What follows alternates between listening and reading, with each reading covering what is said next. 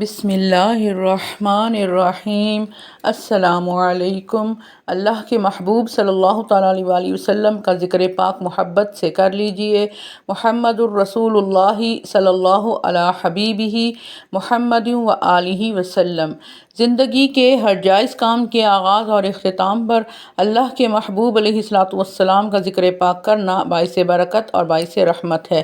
سیرت رسول عربی صلی اللہ تعالیٰ علیہ وآلہ وسلم قدم بقدم آج اہل عرب کے ہی کچھ عبادتوں کے بارے میں اور ان کے مذاہب کے بارے میں ہم سنیں گے۔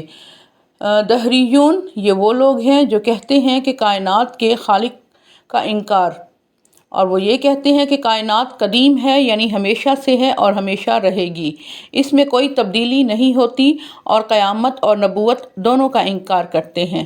ان کے نزدیک طبیعت زندہ کرتی ہے اور دہر یعنی زمانہ ہمیں فنا کرتا ہے۔ انہی کا اس عقیدے کے بارے میں اللہ تعالیٰ نے قرآن پاک میں سورہ جاثیہ میں آیت نمبر 24 میں ارشاد فرمایا ہے، جس کا ترجمہ یہ ہے کہ ہماری صرف یہ دنیاوی زندگی ہے، اس میں ہم مرتے اور زندہ رہتے ہیں، اور ہمیں گردش لیل و نہار یعنی دن اور رات کی جو گردش ہے وہی ہمیں ہلاک کرتی ہے۔ ایک قوم صائبہ بھی تھی، دراصل یہ وہ قوم ہے کہ جس کو دعوت حق دینے کے لیے اللہ تعالیٰ نے حضرت ابراہیم علیہ السلام کو مبعوث فرمایا تھا۔ ان کا مرکز حران تھا، دجلہ اور دریائے فرات کے درمیان میں ایک قدیم شہر کا نام ہے جو مضر علاقے کا مرکز تھا۔ یہ اپنے فلاسفرز اور علماء کی وجہ سے بہت مشہور ہے۔ ثابت بن قرہ اور اس کی اولاد اور اتبانی وہاں کے علماء میں سے ہیں۔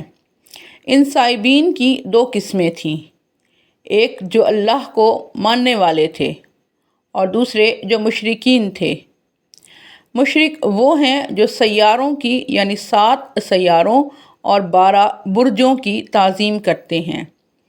ہر ایک کے لیے الگ الگ انہوں نے ہیکل یعنی بت اور عبادت گاہیں تعمیر کی ہوئی تھی، ابھی بھی ہیں ان کی، جس میں ہر ایک سیارے کی ایک تصویر ہوتی، شمس، قمر، زہرہ، مشتری، مریخ، عطارد، زحل۔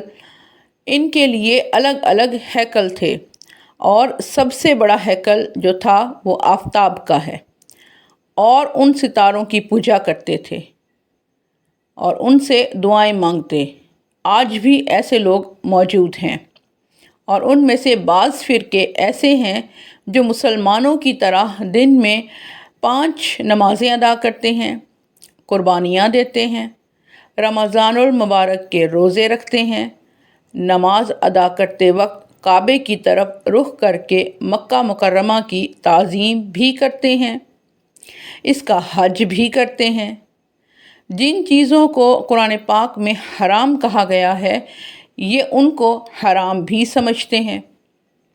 ان کے دین کی اصل یہ ہے کہ یہ اپنے خیال میں کسی ایک دین کی پابندی نہیں کرتے، بلکہ ہر دین میں سے، ہر مذہب میں سے جو چیز انہیں اچھی لگے یہ اسے اپنا لیتے ہیں، اسی لیے ان کو صابی کہا جاتا ہے۔ کسی ایک مذہب کے اصولوں کی پابندی یہ لوگ نہیں کرتے۔ ایک اور مذہب تھا زنادقہ۔ قریش میں ایک گروہ زندیقوں کا بھی تھا۔ ابن قتیبہ نے اپنی کتاب المعارف میں لکھا ہے کہ اہل حیرہ کائنات کے 2 خداؤں کے قائل تھے، ایک روشنی کا خدا اور ایک اندھیرے کا خدا۔ روشنی والا خیر کا خدا ہے اور اندھیرے والا برائی کا خدا۔ ایک اور فرقہ تھا یا مذہب تھا فرشتوں کے پجاری۔ اہل عرب میں بہت تھوڑی تعداد میں ایسے لوگ بھی تھے جو فرشتوں کی عبادت کیا کرتے تھے۔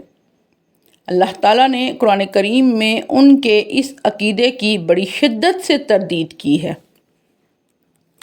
اس کے علاوہ ایک گروہ اہل عرب میں ایسا بھی تھا جو جنات کی عبادت کیا کرتے تھے، اور ایک گروہ آتش پرست تھا۔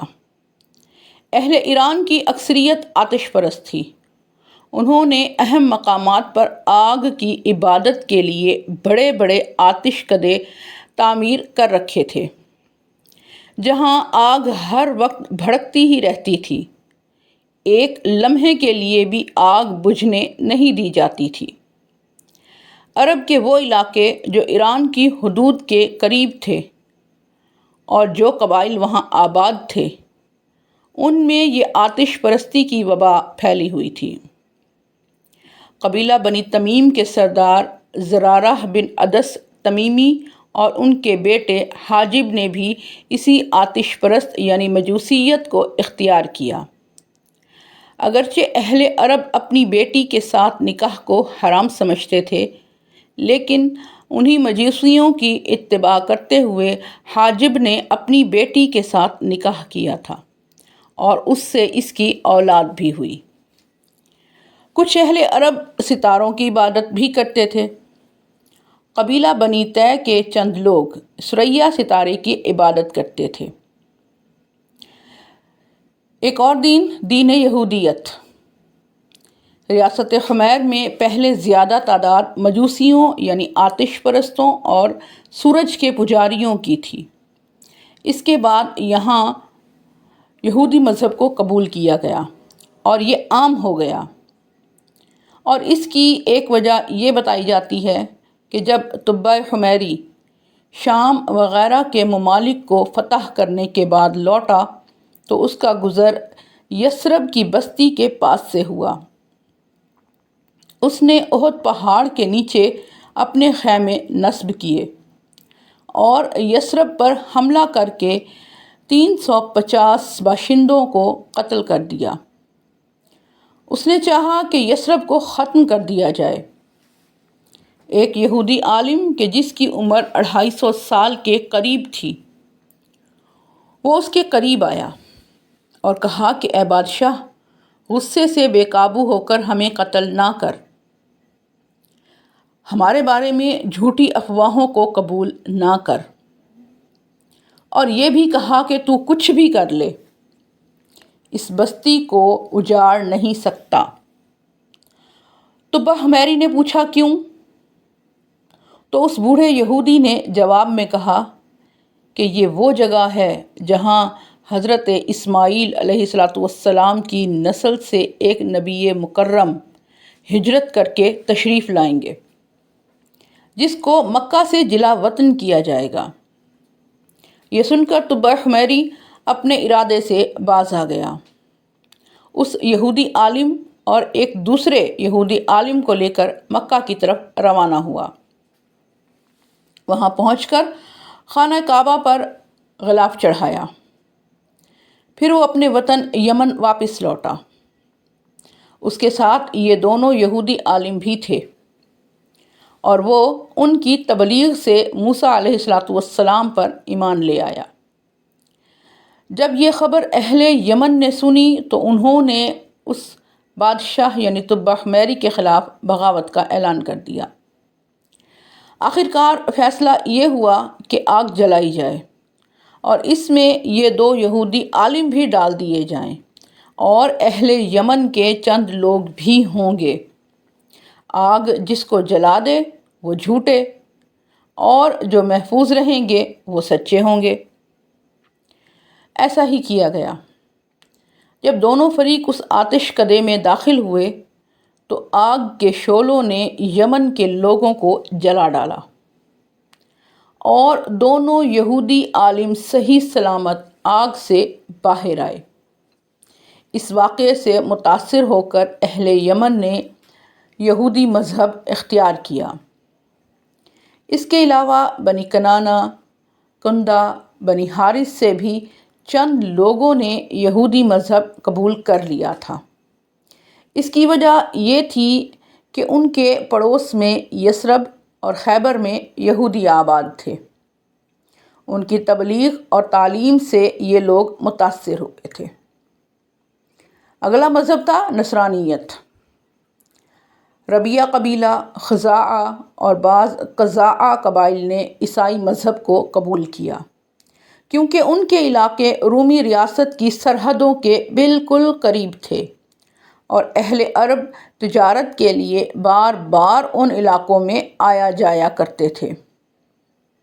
بنی تغلب جو عرب کا بہت ہی طاقتور اور بہت بڑا عظیم الشان قبیلہ تھا، اس نے بھی عیسائیت کو قبول کیا۔